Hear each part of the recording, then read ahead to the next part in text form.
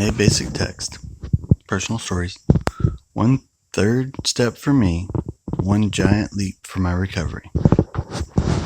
Addiction took him away from his Orthodox Jewish roots, but recovery helped him forge a new relationship with the God of his understanding. 1/3 step for me, one giant leap for my recovery. I was born in 1954 and adopted at birth by an Orthodox Jewish family in New York City. My parents were honorable people. My father was a righteous, humble man, dedicated to his religion. I couldn't have had better parents. They always told me the truth about being adopted. Even though they loved me very much, I felt abandoned by my natural parents. I believed that I was unusually lucky to have a family who loved me, but that I really didn't deserve one. I felt different, alone, and less than, and I knew there was something that I could do to make myself feel better. Only I didn't know what it was.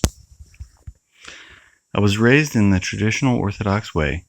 We went to temple weekly, prayed 3 times daily, ate only kosher food, and observed the Sabbath and the holidays. I learned to read Hebrew at the same time that I learned to read English. I brought my parents great joy as a youngster. When I was 12 years old, I ran into a burning house and helped an old blind lady to safety.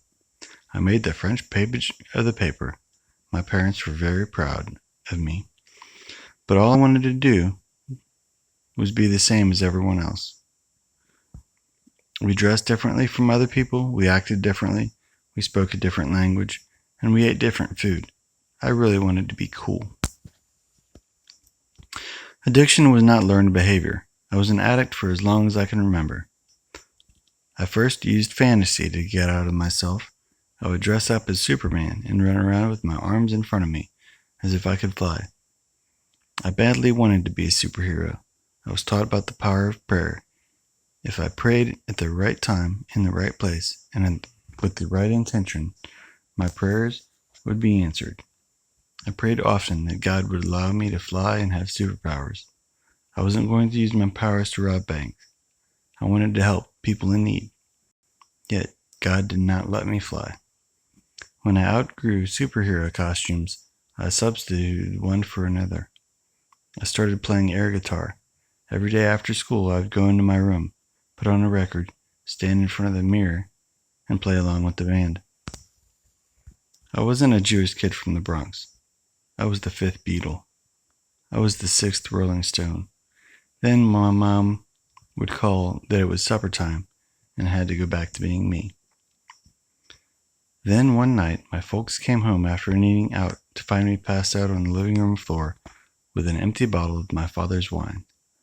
I never played air guitar again. I had found a new way to get out of myself.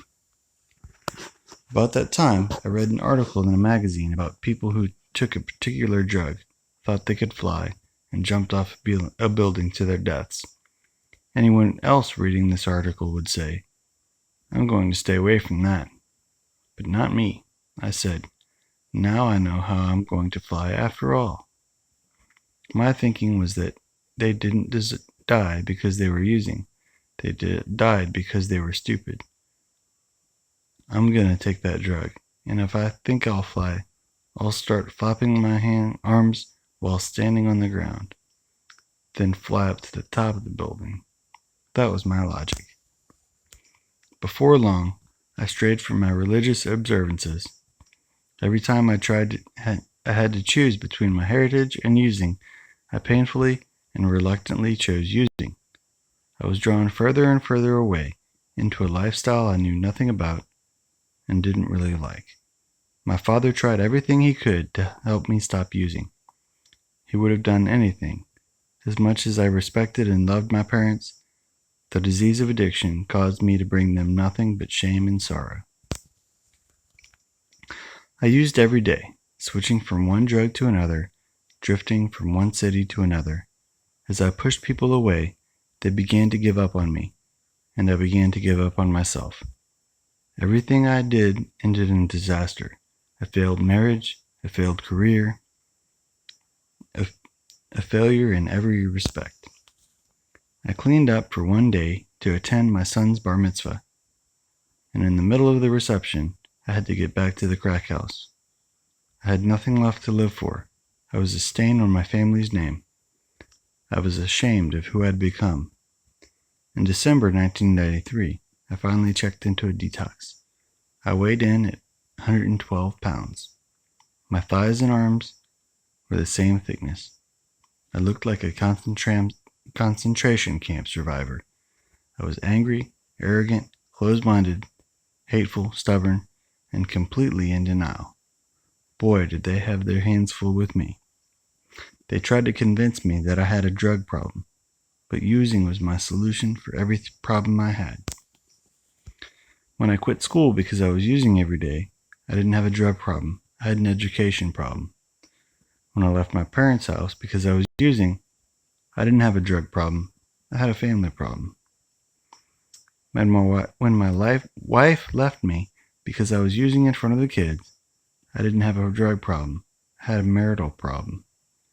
When I sold the family car for a couple of 8-balls, I didn't have a drug problem. I had a transportation problem. This was the condition of my denial when I was introduced to Narcotics Anonymous. I made it through detox.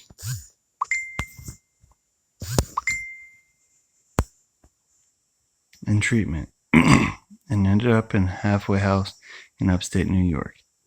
I attended my first NA meeting the night I arrived. I raised my hand and said that I was new, and they sent me a meeting list around the room to gather phone numbers from other members for me to call.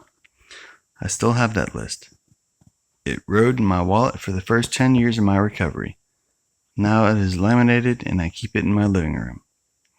Every now and then, I look at the names, and most of the people are still clean. I started doing service work very early in my recovery and have benefited greatly from finding humility through service. I began working steps with my sponsor. For a long time, I struggled with the third step. I couldn't understand the difference between spirituality and religion, and I had to establish a new relationship with a higher power. This struggle has been the greatest challenge in my recovery. It has also been the most rewarding experience of my life. My sponsor thought that I would work through the third step in a few months and would start writing my fourth step by the end of my first year. Instead, I almost spent 20 months searching for a loving, caring higher power who would guide me in my recovery and show me how to live. The problem was that my idea of a higher power was an old man with a long beard who had a scorecard of my life in one hand and a lightning bolt in the other. He was definitely going to send me to hell. How could I possibly make a decision to turn my will and my life over to him? Yet it was clear to me that those people who had worked the third and 11th step had a serenity about them which I did not have. I wanted that so much. I had to find a new definition of a higher power. I searched the library, the internet, I went on spiritual retreats, went to services in a temple, and spoke to the rabbi. I spoke to a lot of people in the fellowship about their higher power. Some of these were good experiences. Some were not. I kept searching. Slowly, things began to change. I started talking regularly to my higher power. I started seeing my higher power working in other people's lives and started thanking him for that. I started seeing evidence that my higher power was working in my life, and I started to pray for other people. I started seeing some of my prayers being answered. Then I put a special time aside on a regular basis to ask my higher power's help in my endeavor to find him. And then, one day, while I was meditating, I noticed that my higher power was no longer carrying that lightning bolt around with him. I slowly noticed myself changing. I started to see the good side of everyone around me. I started to understand other people's problems, and I prayed for them to find a solution. And after building a relationship with my higher power and the NA fellowship, I couldn't see that scorecard in his hand either. I came to the revelation that I was a good person and that I was not going to end up in hell. It's hard for me to imagine now that a person can do hospitals and institutions service work and still think that he's going to hell. I'm still on this journey, and I am still growing. My love for my higher power is getting stronger every day. Something still calls me to return to my religion. I tried attending services again when a fellow addict invited me to go to temple with her on the holidays. It wasn't as bad as the last time. I'm gradually getting more comfortable with my relationship with my higher power. I know that today I cannot return to the orthodox religion's practices of my youth, but I am coming closer and closer.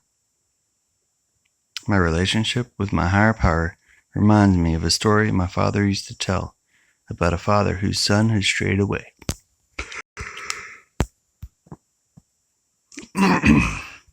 One day, after many years, the father sent a messenger to find his son and tell him to return home. The son replied, "I can't." So the father sent the messenger back to say, "Then come as far as you can, and I will come to meet you the rest of the way." My higher power has come to meet me the rest of the way. I know today that my higher power is completely okay with where I am, but he continually places opportunities in my past for me to grow spiritually. These opportunities are often cleverly disguised as catastrophes. Either they can be experiences or they can be learning experiences. It's up to me. I have a choice. I really am grateful for the program of Narcotics Anonymous. My life now has a purpose. I love myself and everyone around me. I am grateful to my predecessors who saw to it that there was a seat for me with a reading on it in NA. I owe them a debt of gratitude. The only way I know to repay that debt is to get involved and make sure that there is a meeting with a seat available for the newcomer today.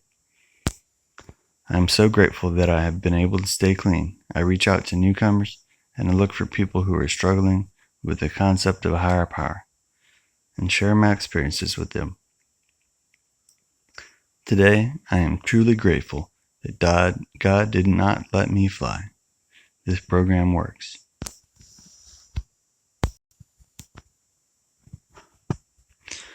If you like this, subscribe to the channel and you'll get notified next time I post a story.